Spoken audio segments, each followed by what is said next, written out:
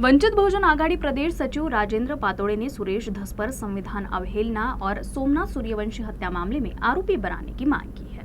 परभणीच्या प्रकरणामध्ये आमदार सुरेश धस हे दारू पिऊन बरळल्यासारखे म्हणतायत की जे पोलीस कर्मचारी आहेत त्यांना माफ केलं पाहिजे। मुळात धसांना जोड्याने बळवलं पाहिजे आणि तरीसुद्धा माफ करू नये अशी परिस्थिती आहे। एकीकडे मुख्यमंत्री सभागृहात खोटं बोलतायत की सोमनाथचा मृत्यू जो आहे तो जुन्या मारांमुळे झालेला आहे आणि दुसरीकडे अत्यंत निर्घुणपणे पोलीस कोठडीत ज्यांनी खून केला त्या पोलिसांचं समर्थन धस करतायत।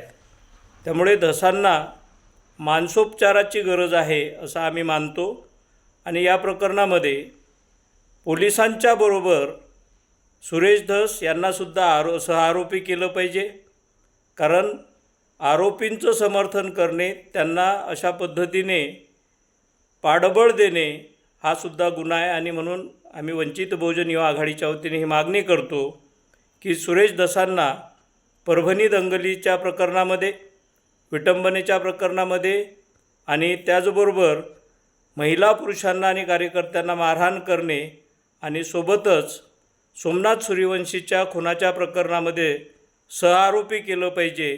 त्याशिवाय या मस्तावलेल्या आमदारांचा माज जो आहे तो कमी होणार नाही। आणि म्हणून फडणवीसांनी जे स्वतः त्यांना बोलता आलं नाही ते सुरेश फडांमार्फत ते बोललेले आहेत।